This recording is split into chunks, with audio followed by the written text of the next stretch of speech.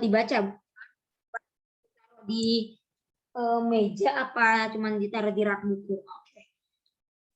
Ini adalah kita akan membahas tentang IPS 2, pasti yaitu kondisi geografi Indonesia.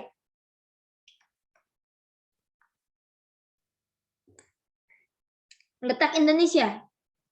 Letak geografis adalah letak suatu negara dilihat dari kenyataan di permukaan bumi. Letak astronomis adalah letak suatu daerah atau negara berdasarkan garis bujur dan garis lintang juga koordinat. Nah, garis bujur adalah garis tengah lingkaran yang membujur dari kutub utara sampai kutub selatan. Garis lintang adalah garis lingkaran yang sejajar dengan khatulistiwa. Koordinat adalah titik perpotongan atau pertemuan garis lintang dan garis bujur. Letak geografis Indonesia adalah Indonesia berada di antara dua benua dan dua samudera dan berbatasan langsung dengan beberapa negara.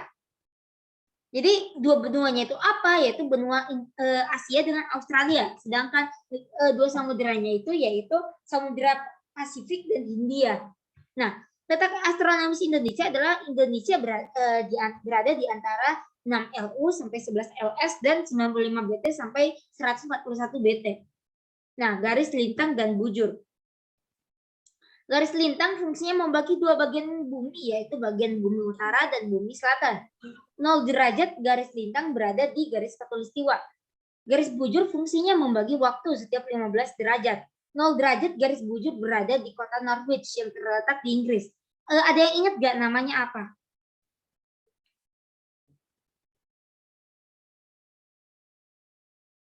Halo, halo.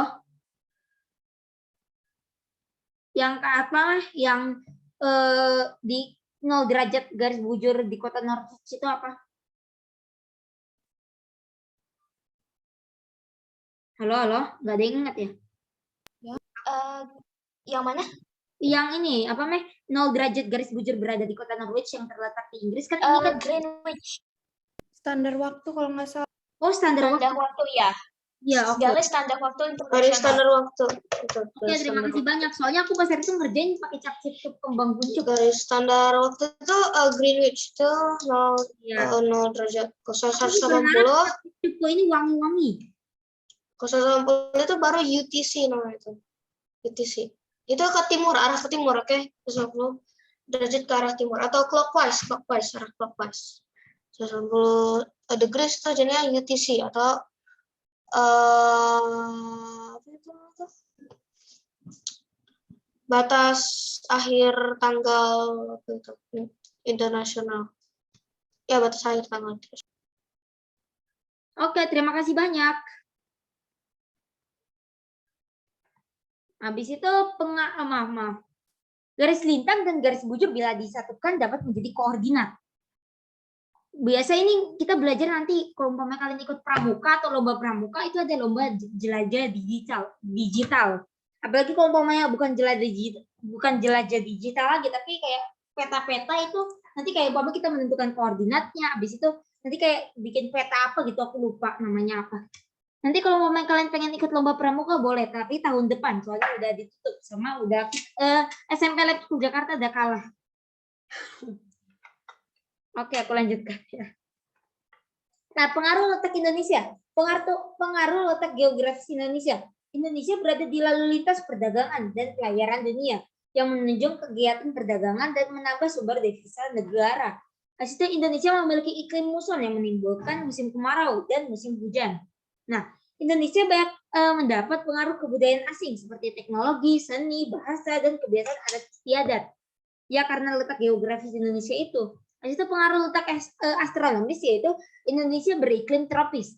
Indonesia memiliki 3 waktu yaitu waktu Indonesia Barat, waktu Indonesia Tengah, waktu Indonesia Tengah. Waktu Indonesia Tengah dan waktu Indonesia Timur. Habis itu angin muson dan angin pasat. Nah, aku jelaskan nih, ini angin muson barat, soalnya dari barat, dan angin muson timur karena berasal dari timur. Nah, dari sini loh, wih, itulah. Nah, angin muson timur atau angin muson tenggara yaitu musim kemarau dari April sampai September. Nah, itu angin muson barat daya musim penghujan dari Oktober sampai Maret. Nah, jadi ya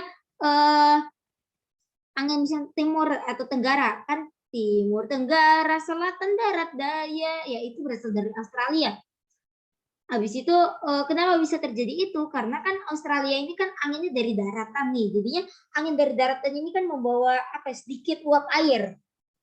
Nah, maka dari itu musim kemarau. Habis itu angin musim barat, yaitu angin yang penghujan. Karena dari Asia kan ini kan banyak dari anginnya itu berasal dari perairan. Jadinya ini jadinya musim hujan membawa banyak uap air. Nah, habis itu angin pasat adalah angin yang berasal dari Samudra Pasifik atau iklim sedang yang menuju khatulistiwa yang membawa uap air. Habis itu luas wilayah Indonesia. Indonesia merupakan negara kepulauan terluas dan terbanyak jumlah pulaunya, yaitu 17.504 buah pulau. Luas wilayah yaitu 5.148.111 km persegi. Terdiri dari daratan 1.890.754 km persegi dan perairan 3.257.357. 327.357 km persegi. Pembagian wilayah Indonesia. Awalnya Indonesia merdeka hanya 8 provinsi. Sekarang 34 provinsi. Provinsi Indonesia sekarang. Nah, jadi yang paling tua ini Sumatera Selatan. Sebenarnya sih enggak Sumatera Selatan. Yang paling tua itu ada Jawa Timur, daerah istimewa Yogyakarta, habis itu Semarang, habis itu Jawa Tengah, Jawa Barat, Sumatera Selatan. Habis itu Sumatera Utara, dan lain-lain, sampai yang paling muda itu Kalimantan Utara, tahun 2014. Nah, habis itu batas wilayah Indonesia. Oh ya, aku jelaskan nih. Provinsi Indonesia ini bisa bisa nambah lagi. Umpamanya kayak nih populasi di udah banyak nih, habis itu supaya pendataannya itu gampang, jadi ditambahlah provinsi. Ngerti gak maksudku apa? Supaya nanti satu kayak badan yang buat iniin manusia itu mudah gitu loh mendatanya. Itu kayak umpamanya nih, kalau umpamanya cuma satu provinsi kan berarti banyak itu, bisa sampai jutaan gitu orang. Maka dari itu dibuat banyak provinsi supaya badannya itu juga banyak, supaya supaya mudah di datanya. Itu seingatku ya yang disampaikan oleh Pak Kasdi. Nah, di situ batas-batas wilayah Indonesia. Di sebelah utara Indonesia berbatasan dengan negara Malaysia, Singapura, Filipina, Selat Malaka, Selat Singapura, Laut Cina Selatan, Laut Sulawesi, dan Samudra Pasifik. Di sebelah barat berbatasan dengan Samudra India, di sebelah selatan berbatasan dengan negara Australia, Timor Leste, Samudra Hindia, Laut Timur, dan Laut Arafura. Habis itu di sebelah timur berbatasan dengan negara Papua Nugini dan Samudra Pasifik. Nah, di situ kondisi iklim di Indonesia. Iklim adalah keadaan rata-rata cuaca di daerah tertentu yang meliputi wilayah luas dalam periode yang lama. Yang pertama ada iklim matahari. Iklim berdasarkan penyebaran panas matahari di permukaan bumi. Berdasarkan iklim dunia ada 3, yaitu iklim tropis, iklim sedang, sama iklim dingin. Nah, iklim tropis areanya itu 23,5 sampai 23,5 ls. Cirinya itu suhu panas sepanjang tahun, tidak terdapat pergantian musim. Terus iklim sedang area 23,5 sampai 66,5 LU dan 23,5 sampai 66,5 ls. Ciri-cirinya yaitu mengalami pergantian musim panas dan dingin sehingga ini salah tulis nih aku, sehingga semi dan gugur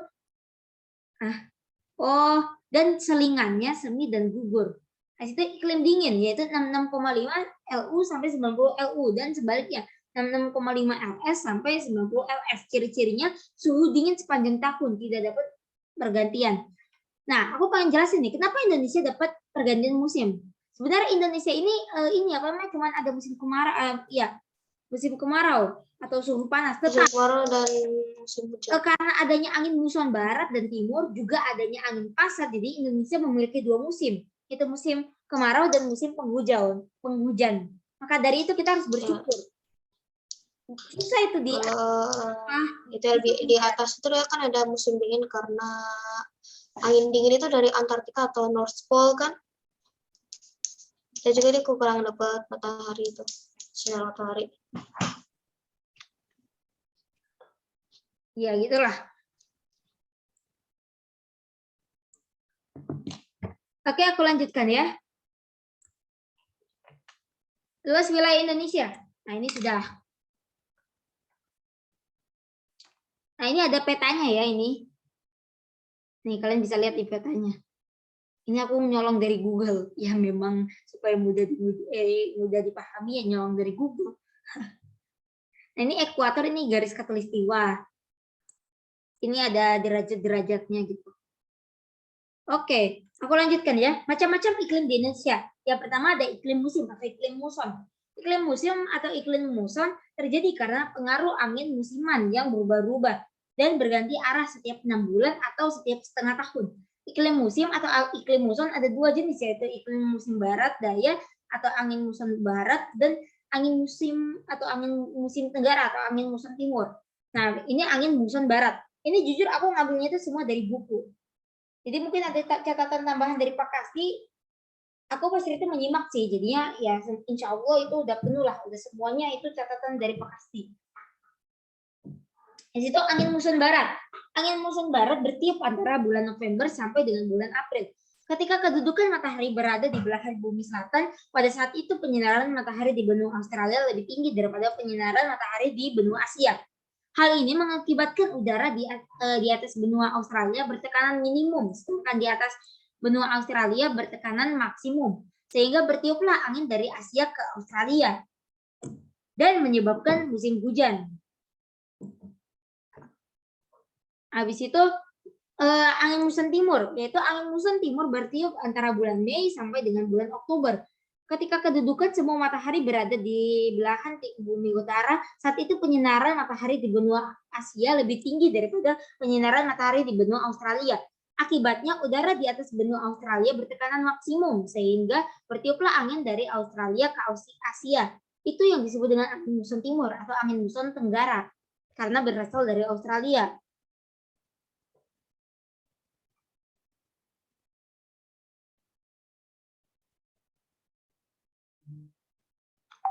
Habis itu iklim tropika atau iklim panas. Iklim tropika berada di sekitar garis khatulistiwa dan area 23,5 sampai 23,5 LS. Rata-rata suhu udara harian, bulanan, dan tahunan tinggi, lebih dari 18 Celcius. Pada iklim tropika yang bersifat panas, ini mengakibatkan banyak hujan yang dikenal sebagai hujan zenital atau hujan naik tropika. Ini aku ngambil dari buku. Nah, ini ya, kalian bisa lihat nih. Ini pergerakan gerak semu tahunan matahari nih. Jadi belahan utara musim semi gugur. Jadi ya bisa disesuaikan lah.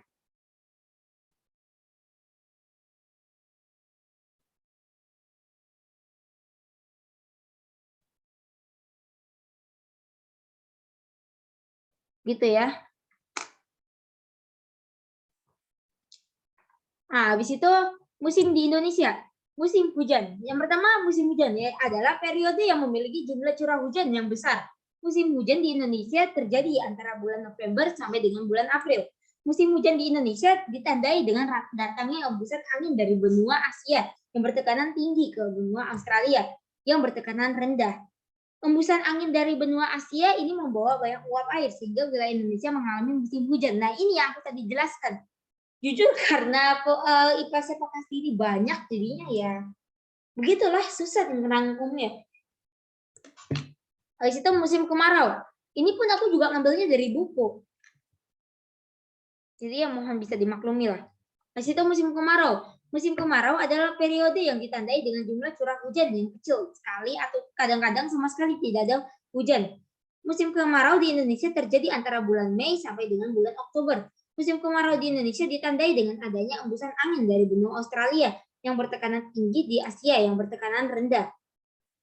Nah, di situ embusan angin ini sedikit membawa uap air sehingga wilayah Indonesia mengalami musim kemarau. Jadi Indonesia ini cuma kayak apa ya? Cuman kayak angin lewat gitu loh. Jadi Indonesia yang kena. Jadi benua Asianya itu nggak kena, tapi Indonesianya yang kena. Paham nggak?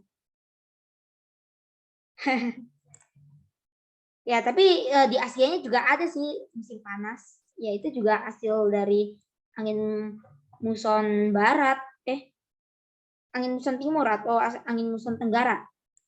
Nah, keadaan geologi wilayah Indonesia. Keadaan geologi wilayah Indonesia adalah keadaan suatu wilayah berdasarkan keadaan batuannya. Geologi adalah ilmu yang mempelajari material bumi secara menyeluruh, seperti tentang komposisi, struktur, dan sejarah bumi.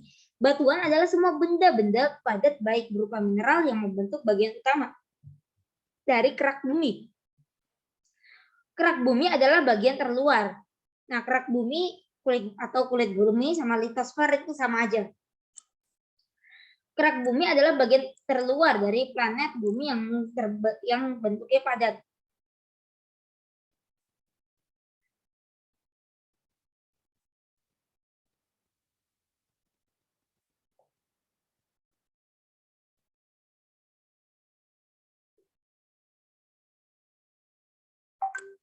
Oke. Nah, ini ada ininya nih, apa, Meh?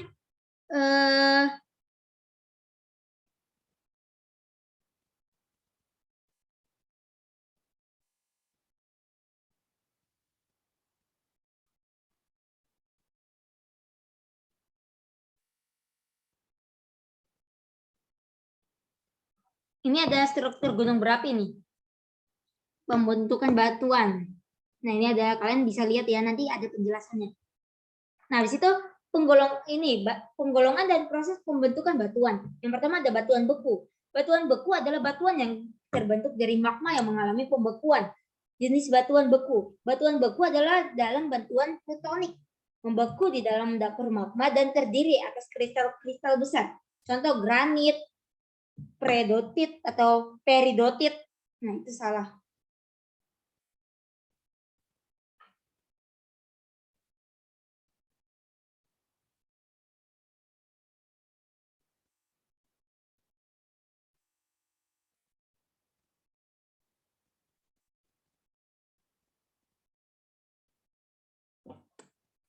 Nah, habis itu batuan beku atau gamporok. Membeku antara gang atau celah lapisan dalam terdiri atas kristal kecil. Kalau nggak salah ini aku pasal itu pernah memadukan pembelajaran ini dengan materinya Keisha. Soalnya materinya Keisha itu cukup lengkap. Ada orangnya nggak? Nggak ada, oke. Habis itu batuan beku luar atau batuan lelehan. Membeku di luar kulit bumi ketika gunung api menyembur cair pijar dan tidak mengandung kristal. Contoh andesit, basalt, dan obsidian.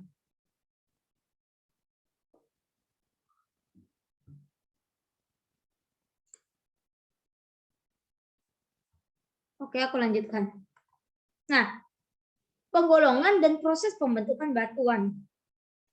Nah, batuan sedimen atau batuan endapan adalah batuan yang terbuat dari endapan bahan-bahan erosi dan terbawa oleh aliran air atau angin. Jenis batuan sedimen yaitu batuan sedimen plastika, batuan sedimen kimia, dan batuan sedimen organik. Contoh batuan sedimen adalah konglomerat, itu konglomerat atau merat, aku nggak tahu bacanya soalnya memiliki dua arti atau memiliki arti ambigu. Konglomerat ini ya pokoknya yang berhubungan dengan politik juga dengan ini di sini itu batuan sedimen. Kalau kalian tulis di Google konglomerat itu pasti langsung keluarnya politik. Tapi kalau kalian tulisnya batuan, nah itu keluarnya ya batuan konglomerat. Terus breksi, itu gypsum, terus batu bara dan batu gamping. Itu sedimen. Terus penggolongan dan proses pembentukan. Batuan metamorf. Batuan atau batuan malihan adalah batuan beku atau sedimen yang mengalami perubahan sifat dan bentuknya karena mengalami perubahan sifat dan bentuknya karena mengalami peningkatan tekanan dan suhu di dalam kerak bumi. Ada 3 macam metamorfosis. Maaf ya. Maaf ya kalau kita ajarin nih. Iya ya. Kita diajarin nggak sih proses pembentukan batuan?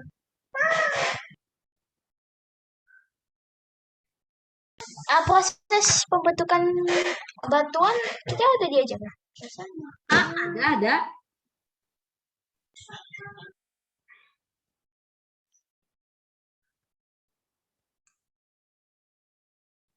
Apa ya? Kayaknya belum pernah dikasih materinya atau kalau kalian mendengarkan pasti ada. Kalau kalian menyimak, mencatat pasti ada. Nah, habis itu aku langsung lanjutkan ya. Contohnya nih, batuan gamping, kapur setelah mendapat tekanan yang besar dan suhu tinggi, lama-kelamaan menjadi batuan marmer. Terus batuan lumpur atau ini batu metamorf ya. Lumpur atau mudstone terus menjadi batu tulis atau slate. Habis itu kuarsa dengan gas borium berubah menjadi turmalin sejenis permata. Habis itu batuan meteorit atau meteorit adalah batuan yang berasal dari luar angkasa yang jatuh di permukaan bumi tapi jumlahnya sangat sedikit. Terus meteor berasal dari debu, pasir dan kerikil angkasa yang angkasa luar yang bertebaran bebas hingga menembus lapisan atmosfer. Di sini contoh-contoh batuannya. Batuan beku, granit. Maaf. Batuan beku ini ya contohnya bisa dilihat. Batuan beku itu ini obsidian. Di situ obsidian udah tahu lah. Di Minecraft ada. Di situ batuan sedimen, granit kalau nggak salah. Di situ ini lupa. Terus ini batuan meteor. Kalau nggak salah ini batu apa ya? Aku lupa pula namanya. Sudah, aku langsung lanjutkan ya. Keadaan geologis wilayah Indonesia. Wilayah Indonesia terletak di atas wilayah pertemuan 3 lempeng benua. Lempeng Samudra Hindia, lempeng benua Asia, lempeng Samudra Pasifik. Akibatnya di wilayah Indonesia rawan terjadi gempa tektonis. Wilayah Indonesia terletak pada pertemuan Ring of Fire atau mana ya? Ring of Fire atau lingkaran Pasifik dan lingkaran Mediterania, yaitu deretan pegunungan sirkum, lingkaran Pasifik dan lingkaran Mediterania. Itu deretan sirkum Pasifik terdiri dari pegunungan di Sulawesi Utara, itu Halmahera, itu Maluku dan Papua. Deretan sirkum Mediterania terdiri dari pegunungan Nah, jadi deretan sirkum ini Mediterania itu ya banyak terdiri dari pegunungan. Nah, itu akibatnya di wilayah Indonesia banyak terdapat gunung berapi, memiliki potensi bencana gunung meletus, memiliki banyak jenis barang tambang. Wilayah Indonesia tanahnya subur. Karena nanti ini berhubungan dengan pelajaran selanjutnya, yaitu tentang tanah. Kalau umpama Indonesia ini apa meh? Umpama ini kan banyak ini apa meh? Banyak gunung. Kan kalau umpama gunung menyemburkan lavanya itu kan atau meledak kan duar, kan itu kan dari dalam bumi ini kan terkandung banyak mineral-mineral yang meledak dan mengeluarkan dari dalam perut bumi. Itu mengandung banyak mineral tuh. Jadinya tanah Indonesia itu subur-subur karena bekas ledakan atau letusan gunung berapi itu kan mengandung laharnya itu kan pasti yang keluar itu kan mengandung banyak mineral dalam bumi. Jadinya ya tanah Indonesia subur-subur. Dari situ keadaan geologis wilayah Indonesia. Wilayah Indonesia terletak di atas wilayah pertemuan 3 lempeng benua. Itu lempeng Samudra Hindia. Oh, ini tadi sudah ya. Nah, wilayah Indonesia merupakan bagian dari benua Asia dan benua Australia sehingga terdapat 2 wilayah dangkalan, itu dangkalan Sunda dan dangkalan Cakul. Nah, Sunda itu yang mana? Dangkalan Sunda itu ya ini nih.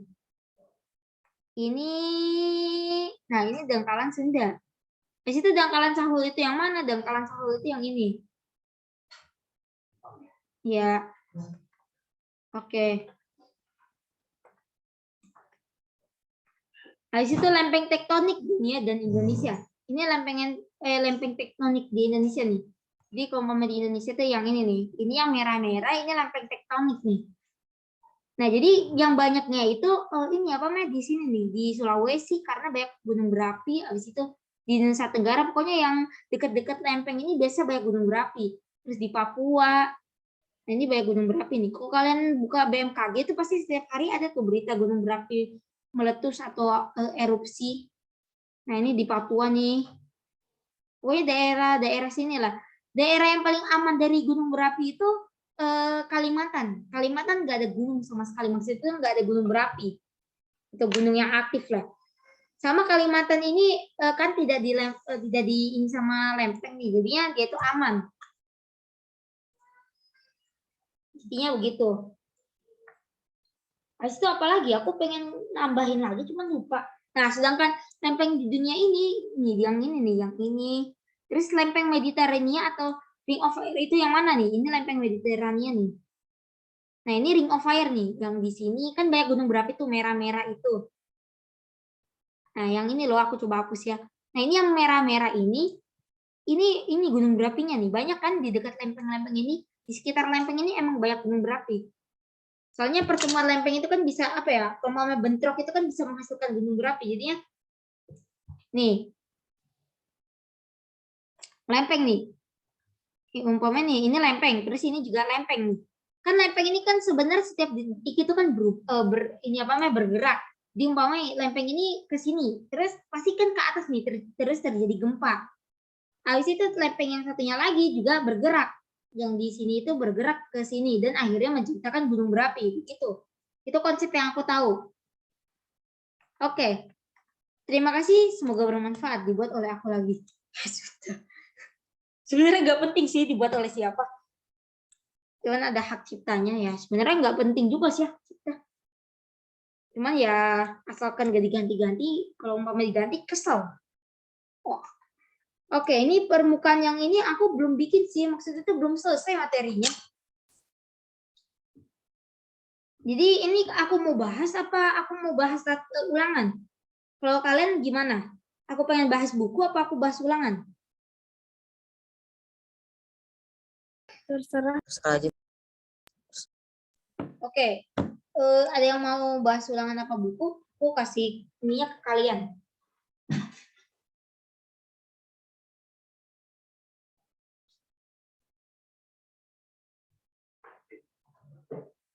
Karena nggak ada ya sudah kita bahas buku. Bisa dibuka halaman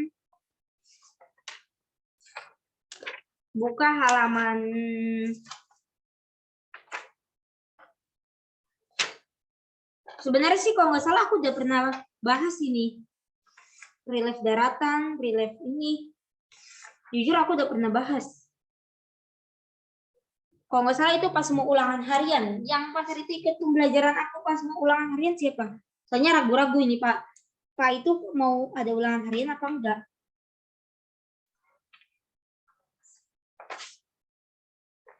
Cuman aku belum bahas semuanya sih.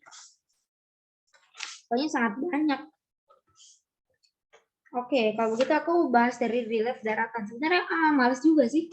Soalnya jujur banyak banget ini materinya Pak Kasdi. IPS geografi. Tunggu mana ya? Coba ya aku mau lihat rangkumanku ini udah jadi apa belum. Soalnya kan ini kan kerja bareng-bareng, bukan kerja sendiri-sendiri. Mana sih?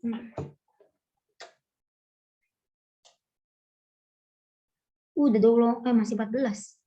Wow. Ini sisa 10 menit ya. Apa aku bahas soal di buku aja? Ya aku bahas soal ulangan. PAT. Boleh. Ya sudah. Ya sudah aku bahas. Tunggu aku masuk lewat HP dulu.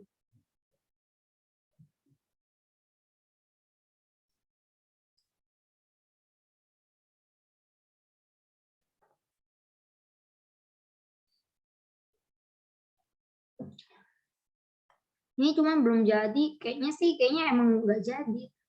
Cuman aku kurang tahu juga sih. Aku masuk Zoom dulu.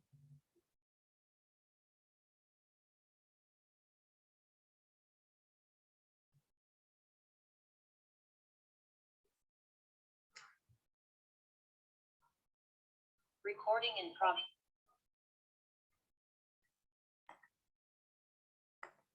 Oke.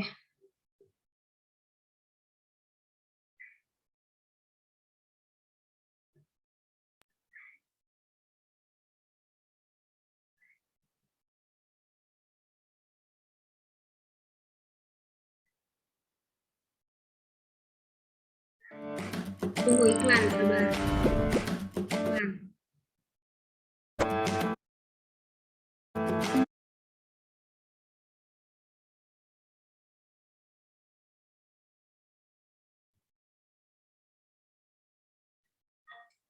IPS, pengetahuan sosial. Letak suatu wilayah berdasarkan koordinat garis bujur. Merupakan definisi Garis bujur itu astronomis. Ya. Astronomis. Habis itu, nah, letak astronomis wilayah Indonesia adalah 6 LU, Coba kalian lihat habis itu LU, BT, BT. B. Ya B deh.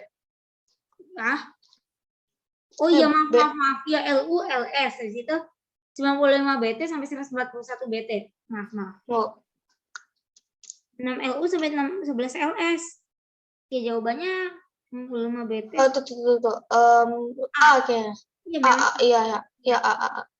Harus salah. Oke, habis itu, nah, sebagai pengaruh dari astronomis wilayah Indonesia adalah seluruh Indonesia beriklim tropis. Bintang itu nanti 3 daerah waktu. Ya, yang A.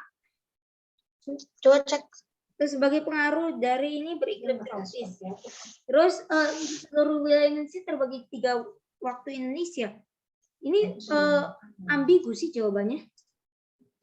Tuh. Kan seluruh itu lintang nggak? Kok yang itu apa itu yang lintang. Bujur itu bujur. Itu bujur Iya. Salah nih aku deh. Oke. Itu berarti dilihat tadi pusaka. Terus pengaruh dari bujur astronomi wilayah Indonesia adalah itu baru pembagian 3 waktu daerah. Baru 3 daerah waktu. Wilayah Indonesia terletak di antara 2 benua Asia dan geografis. Pernyataan geografis. Maaf burik. Maksudnya itu kameranya ini loh, layarnya burik. Burik banget. Habis itu garis khayal yang melintang dari barat ke timur secara paralel atau sejajar disebut dengan ekuator. Kan paralel atau sejajar. Kalau begitu ekuator. melintang. Oh iya betul. Ekuator. Bukan, ekuator itu kan di garis tengah, 0 derajat. 0 derajat garis lintang. Nah, garis-garis saya melintang dari barat ke timur. Yang paralel. Barat ke timur. Garis satu istiwa bukan? Garis lintang. Coba tadi garis lintang itu. Iya, garis lintang kan, garis lintang itu kan yang membagi bumi bagian utara dan bagian selatan. Ngerti gak maksudnya? Ekuator itu apa?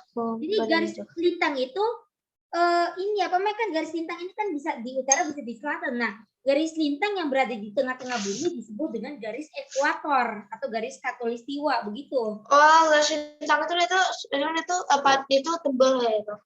Jadinya apa ya? Nama garis ekuator itu apa ya? Gimana ya aku jelasinnya? Jadi garis lintang yang berada di 0 derajat disebut garis ekuator atau garis tengah. Oke. Makasih. Iya, sama-sama. Jawabannya garis lintang. Itu garis lintang yang menjadi batas daerah. Sedang itu berarti 23 LU, 23 23 LS. Dan daerah, iklim tropis dan daerah sedang adalah garis lintang. 3,5 LU 66 bukan. 23,5 LU dan LS. Tropis ya. Mungkin coba cek. Iya benar. Oh ya benar. Ya, asalnya kan LU itu LS itu nggak mungkin. Itu kan coba utara, selatan, untuk yang kan juga tropis itu. Itu garis bujur yang 180 derajat merupakan pertemuan garis bujur dengan timur dengan garis bujur. Garis batas tanggal internasional. Garis standar waktu internasional. Garis batas tanggal. Apa bedanya? Itu UTC atau international time. Jadi perbedaan itu semuanya kayak kita itu ke future atau ke past. Itu akhir waktunya itu batasnya. Oke, aku lanjutkan. Greenwich itu kan di tengah-tengah ya kan di tengah-tengah. Iya. Daerah di bawah ini yang termasuk daerah waktu Indonesia adalah Nusa Tenggara, Sulawesi, dan Kalimantan Utara. Papua salah. Berarti B. Ya. B. Ya, Nah, itu sebagai pengaruh dari letak geografis wilayah Indonesia adalah geografis. Berarti transit lalu lintas internasional. Iya betul. Ya, benar. Nah, itu Alia Soekarno-Hatta ke Jayapura. Jayapura itu kan WIT kan 2 jam. Berarti GMT plus 9 kan? Iya. 6 pagi selama penerbangan 5 jam. 6 di Selasa 2 jam. Berarti jam 13 siang. 8, 9, 10, 11. 11 kali I tambah 2 ya. Tuh. Tunggu. Nah, wilayah Indonesia di sebelah selatan berbatasan dengan wilayah selatan itu Ya, timur. Australia, Hindia, dan Timur Leste. Iya. Nah. Pernyataan yang merupakan contoh letak geologis wilayah Indonesia adalah Geologis 3 lempeng litosfer. wilayah Indonesia terletak, iya betul.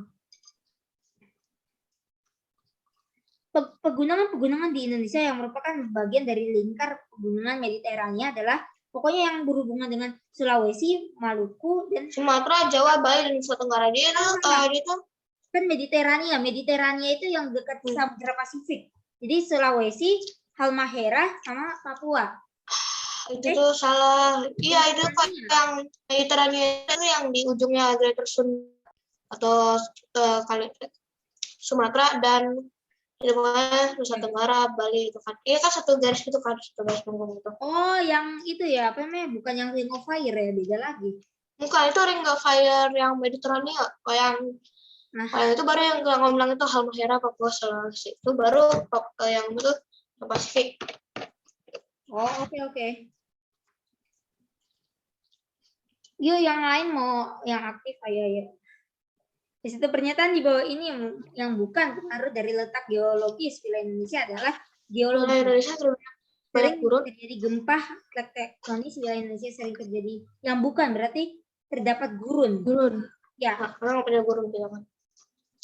Wilayah laut di Indonesia merupakan bagian dari dangkalan Sunda adalah dangkalan Sunda ini Selat Karimata, Selat Sunda, dan Laut Jawa.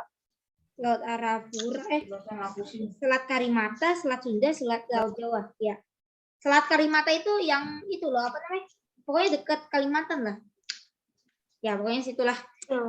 Ya, Selat Karimata itu kayak di antara kayak Malaysia sama Kalimantan gitu. Itu di tengah-tengah Malaysia, kayak itu Malaysia, tapi juga ada sebagian itu Kalimantan kita juga. Nah, kalau umpamanya aku mau kasih penjelasan ya. Kalau umpamanya untuk yang dangkalan Sakul itu jawabannya itu kalau menurutku ya yang di antara A atau C. Laut Banda. Terus Arafura. Kan Laut Arafura, Laut Aru. Nggak tahu lah. Oke, pokoknya begitulah. Sebagian besar wilayah Indonesia memiliki curah hujan yang sangat tinggi. Kondisi di bawah ini yang kurang berpengaruh terhadap tingginya curah hujan di Indonesia adalah Indonesia merupakan kepulauan. Yang B sih kalau menurut aku. Sebenarnya sih semuanya kurang berpengaruh. Terdapat hutan hujan tropis. Ada yang bisa menjelaskan apa enggak? Kalau enggak aku lihat jawabannya. Hah?